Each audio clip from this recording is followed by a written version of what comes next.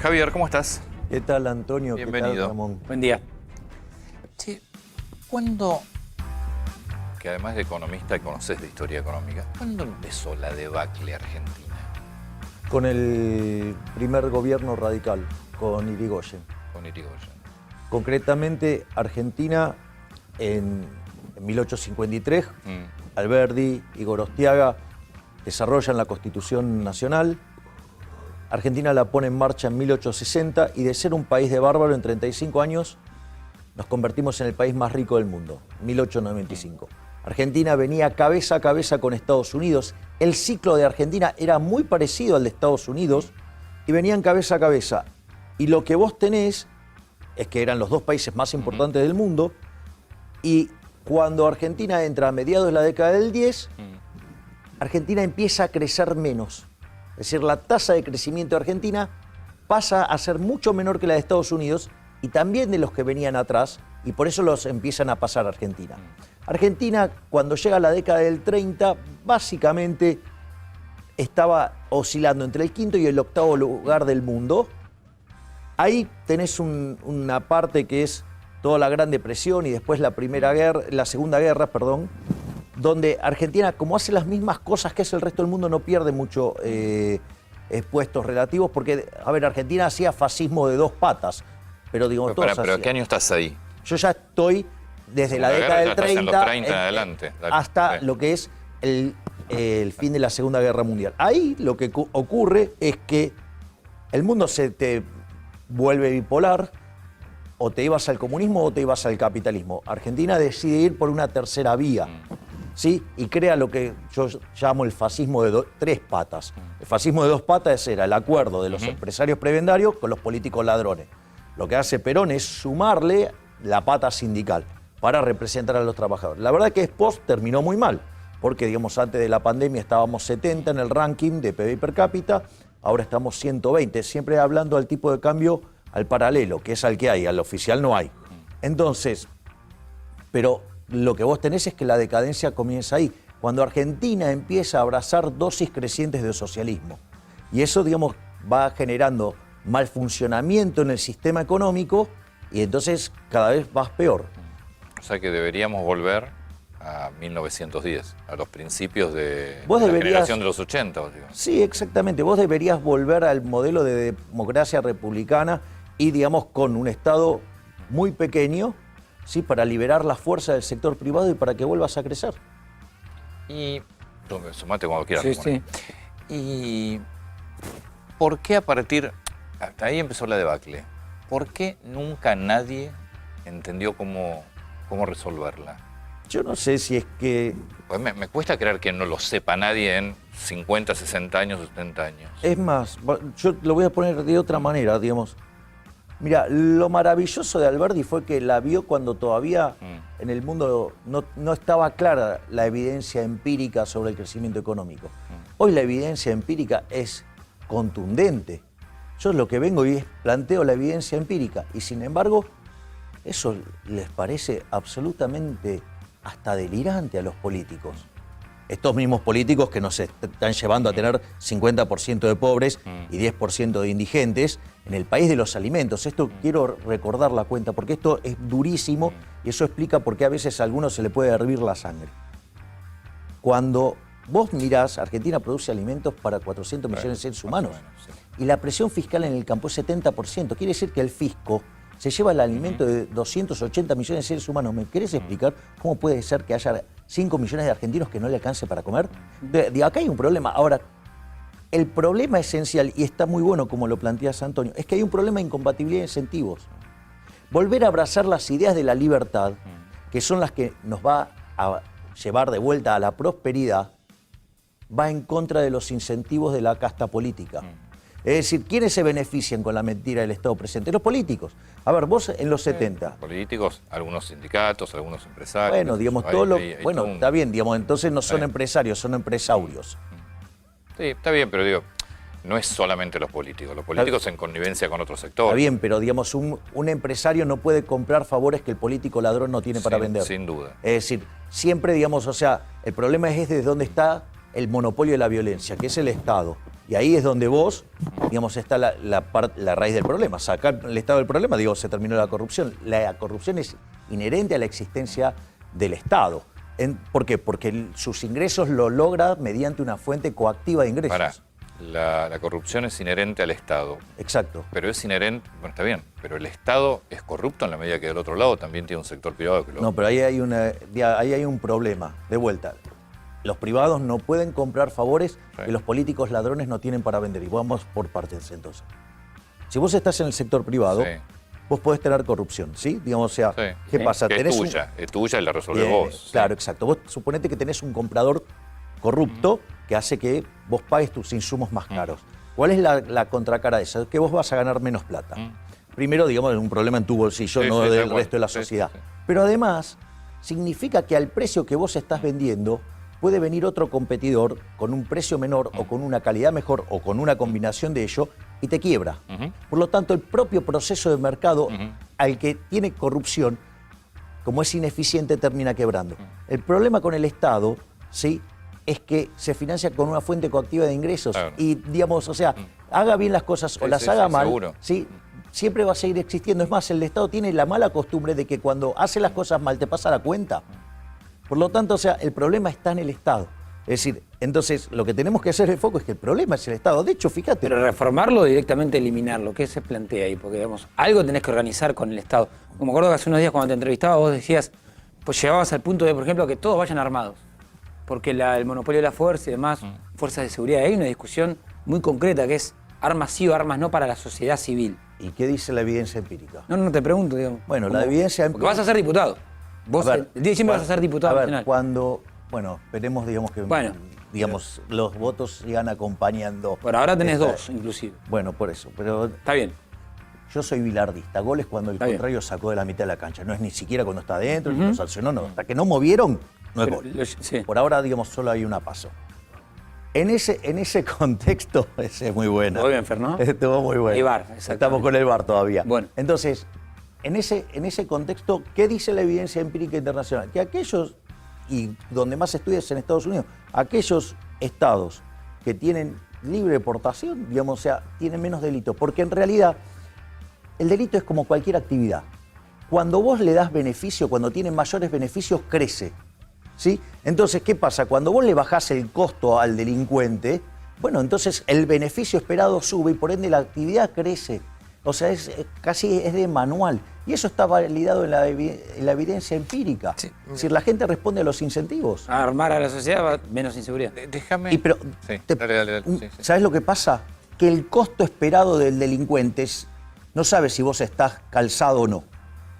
¿Me comprendés? Sí. Y ante la posibilidad, digamos, Bien. su costo esperado sube, la delincuencia cae. Es decir, digamos, la evidencia empírica es muy contundente. Déjame volver a la primera parte de la pregunta. Estado reformulado, Estado sin Estado, es decir, ¿cómo te imaginas? Pues A si ver. el Estado es el centro de la corrupción, que es cierto, también uno debería tener un poder judicial y leyes que te permitan También que el es Estado el no centro sea corrupto. a ver, también es el centro de todos nuestros males, porque, a ver, vos a inicio de los 70 tenías 4% de pobres y un Estado del 45% y un Estado del 15% del PBI.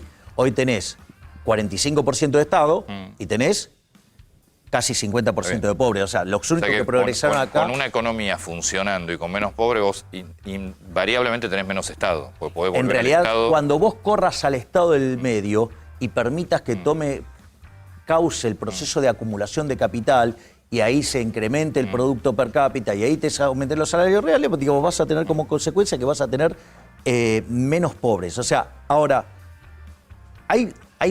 la pregunta que ustedes hacen, y está muy buena, y digamos, Ramón también lo está señalando ahí, es, hay un punto que es normativo y hay un punto que es positivo. En el plano normativo es cómo debería ser. O sea, yo digo, filosóficamente tengo una posición. Para mí, digamos, o sea, yo soy anarcocapitalista, pero eso es una cuestión filosófica, ¿sí? Y tengo una idea de ideal de sociedad, por decirlo de alguna manera, que suena redundante. Ahora, en la vida real tengo un Estado que es de 45% del PBI y si lo corrijo por la parte informal es 75%. O sea, Una locura. ¿entendés? O sea, somos esclavos. Antonio, los que estamos en blanco somos esclavos. No, a ver, yo coincido. Lo que pasa es que yo creo que tiene que haber un Estado mucho más chico y regulador, pero tiene que haber un Estado. Está bien, digamos, o sea, después podemos discutir qué alcance puede tener el Estado. En mi concepción, el Estado, digamos, hoy, con el estado de tecnología actual, debería ser un Estado minarquista. Un Estado, ese Estado de Argentina lo tenía a inicio del siglo XX, era el país más rico del mundo. Bueno, por eso yo te dije, evidentemente hay que volver a las fuentes de lo que era la Argentina a comienzos del siglo. Estoy totalmente de acuerdo contigo. Y lo mismo con educación, por ejemplo. Lo mismo con, bueno, obra pública. Que yo ahí siempre rescato un planteo que vos haces. La obra pública tiene que ser privada. Y le sacás al Estado una caja importante. Bueno, esa es la propuesta que yo hago, que tiene que ver con pasar al sistema de iniciativa privada a la chilena. ¿Cuál es la magia del sistema de iniciativa privada a la chilena? Suponete que yo, digamos, miro, a mí me parece que de acá a acá debería haber una ruta. Entonces, vos vas al Ministerio de Obras Públicas y le decís, mire, yo quiero hacer una ruta acá. Entonces dicen, bueno, espere que consideramos a ver si usted puede hacer una ruta ahí. Entonces, suponete que sí. Entonces dice, bueno, vaya, arranque los estudios. Entonces vos haces los estudios y te gastás un montón de plata en hacer los estudios, toda tuya. Una vez que vos tenés eso, presentás el proyecto. ¿Y qué hace el Ministerio de Obras Públicas? Agarra y lo llama licitación. ¿Esto qué quiere decir? Que vos, aún siendo el proponente, podés perder. Y en ese proceso, ¿qué es lo que se termina limpiando? Toda la cuasirrenta. Es decir, al someterle la competencia ahí, vos lo hacés funcionar como si fuera competitivo. Y si no hay un privado que quiera hacer la ruta, que ahí sí la haría el Estado. No. Para el beneficio de un sector. Si no la quiere hacer el... A ver, ¿por qué no la, digamos, por qué no la... Si la ruta fuera necesaria, ¿por qué no habría de querer hacerla? Pienso, por ejemplo, hay un sector hay un sector o un punto, una localidad que necesita una obra para mejorar la vida a 200 personas. Pero un privado dice... A ver, digamos, la pregunta es, ahí ¿mejorarle la vida a esas 200 personas implica arruinárselas a otros? Pero además, no, pero ¿qué haces? No, no es una cuestión de ¿cómo que no? cero. No, ¿cómo que no? A ver, espera, tío, con algo lo tenés que pagar. Sí, claro. Ok, entonces se lo tenés que sacar a otro por la fuerza. Claro, pero es que no, se distribuye. ¿Cómo que no? Está bien, pero, ¿Cómo que no? pero vos tenés, cuando vos decís, yo desde la poltrona quiero que X tenga esto, ¿cómo se lo vas a dar? Por eso, porque se lo está sacando a otro por la fuerza vía los impuestos. En ese caso, mi pregunta es, si no hay una iniciativa privada que ve un negocio en esa obra, no se hace. No. Porque el Estado no lo puede hacer. No, porque sí. Dame un segundo. A ver, si el proyecto no es rentable, quiere decir que la sociedad no lo valora. Si la sociedad lo valorara, ¿sí?, sería rentable y se podría hacer. Es decir, en realidad, cuando te dicen esas cosas, en el fondo es tener algún justificativo los políticos para hacer cosas, sí, que es robarnos. Si el Estado, si no es rentable, no se hace. Obvio, porque quiere decir que los individuos no los quieren. Es decir, la contracara de la rentabilidad es que está la necesidad de los individuos y la disposición a pagarlo. Bien. Te escuchaba el otro día hablar del tema de educación. Yo creo que la educación es central y sí, acá voy al Estado. Para mí la educación pública y gratuita fue central para que el país fuera en algún momento uno de los países que competía con el mundo entre los principales 7 u 8 países. Siguiendo lo que vos estás planteando, no existiría educación pública gratuita.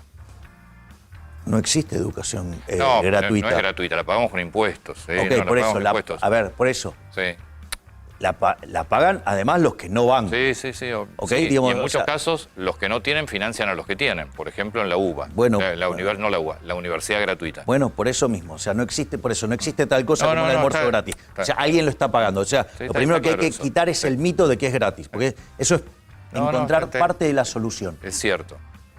Y después la discusión de lo que es la educación pública, ojo, porque está el problema de los contenidos.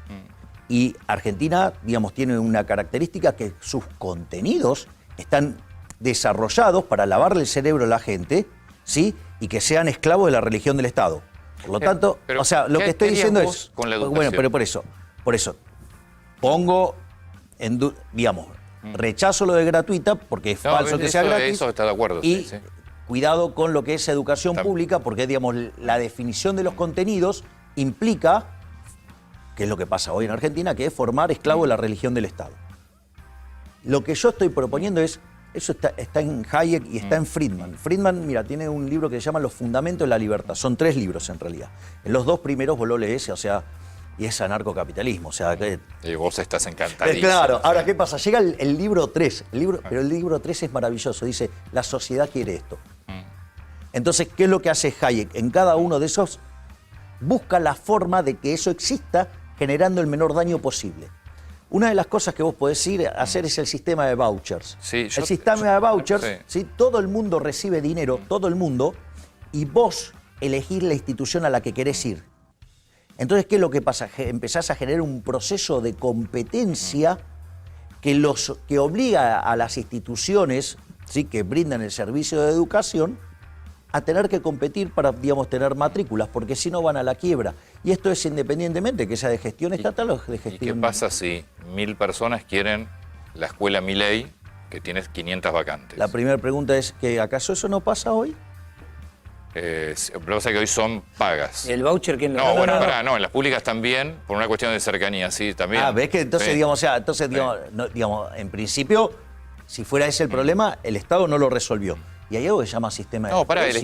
el Estado en educación no resolvió nada, ¿eh? Bueno, por eso. Al contrario. Pero lo que te estoy diciendo, Antonio, es ese problema, si esa es una objeción, hoy ese problema también está y hay otro montón de problemas más. Entonces, la realidad es que esto, digo, puede ajustar por el sistema de precios, tranquilamente puede ajustar por el sistema de precios, y supongamos que digamos, la gente está encabronada con que no quiere que funcione el sistema de precios, porque si todos quieren No, ir, digo, pero los vouchers, ¿quién se los da?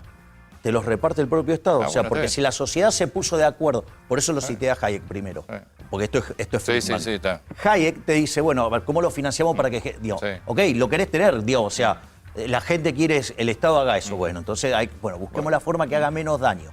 Entonces, en ese contexto, vos repartís los vouchers, la gente elige, digo, si hay alguna institución, digamos, que tiene mucha presión, digo, claramente lo puede resolver por presión, porque bueno, digamos, ok, ahora estamos a mercado, pero es más, si vos además no quisieras que eso pase, ¿por qué, digamos, esa institución entonces con esos criterios no puede arrendarle a otra, ¿sí?, la parte fija y hacer replicar el colegio? ¿Te sorprendió el número de las PASO? ¿Lo que sacaron? Sí. Sí. Ahora la reta va por tus votos, digamos. La idea es sacar votos por derecha. Es difícil sacarle votos al frente de todos. ¿Qué crees que está haciendo la reta, el gobierno porteño? Es la estrategia que decida llevar el jefe de gobierno de la ciudad. Porque, digamos, el votante de derecha dice, también tengo a Ricardo López Murphy dentro de Juntos por el Cambio. ¿Por qué votar a Milei y no mantener una variante liberal como la que tiene López Murphy? Porque en la lista de Juntos por el Cambio, de los 10 primeros puestos, hay solamente un liberal y el resto son socialdemócratas / socialistas. Yo te puedo hacer la última pregunta. Obvio. Milei presidente, ¿qué gabinete tendrías? Pero no de nombres. Es decir, ¿cuántos ministerios tendrías? No, ¿Cuántos empleados tendría un Estado, el gobierno, no el Estado en sí, es decir, tu gobierno? Porque por lo que yo te escucho, y no ahora, sino te vengo escuchando, vos vas a un Estado mucho más chico. Sí, pero eso, digamos, la reforma, vos las reformas que tenés que hacer, son tres generaciones de reformas. Sí. O sea, vos hay reformas que no las podés hacer en la primera generación porque podrías generar un desastre social. Por eso, digamos, o sea, cuando yo hablo de las reformas de primera generación y hablo de reformar el Estado y achicar el gasto público, es sobre la obra pública, sobre las transferencias discrecionales, Sí. sobre los subsidios económicos. Eso lo puedes hacer inmediato. Exacto, bueno, está bien. Esa es la pero- primera generación. Claro, y eso te permitiría bajar muchos impuestos para liberar la oferta. Y entonces cuando vos haces eso tenés que ir con un mercado laboral más flexible hacia adelante. ¿Para qué? Para que todo ese proceso de acumulación de capital sea intensivo en trabajo y en un contexto de economía abierta eso te va a asegurar 15 años de fuerte crecimiento.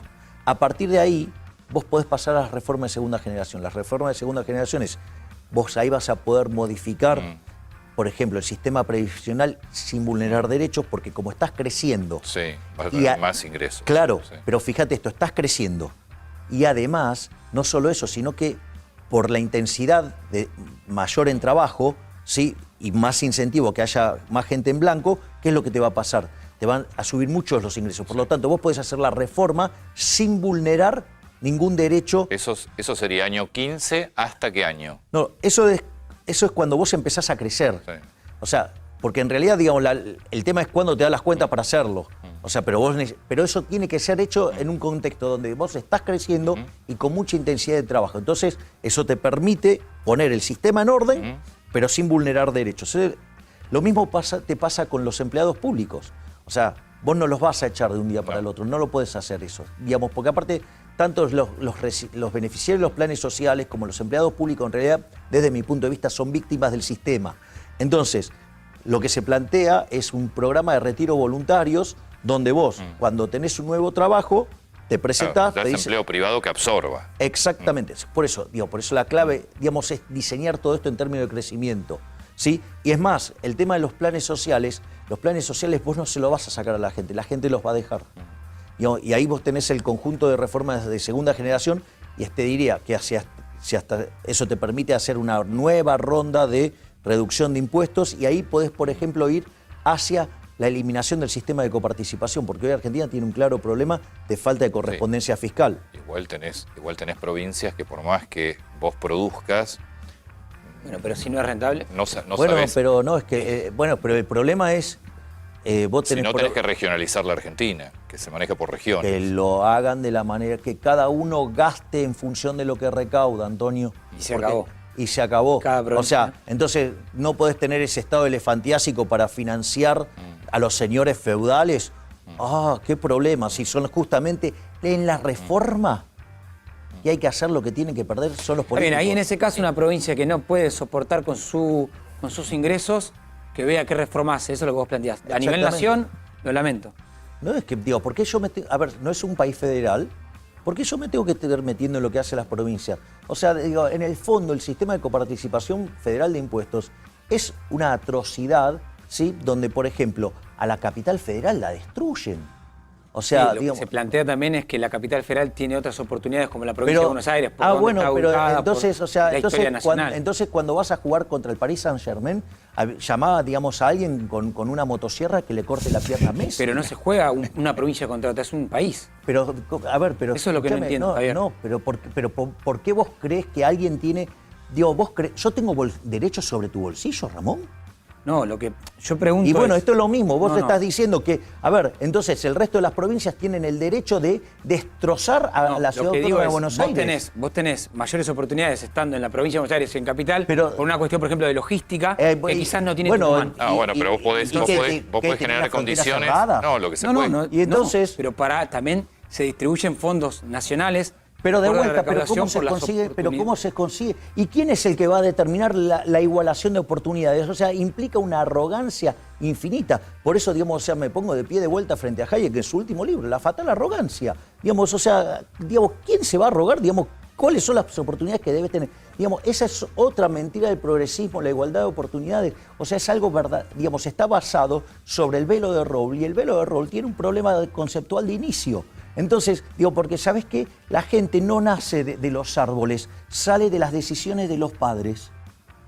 ¿Me comprendés? Bueno.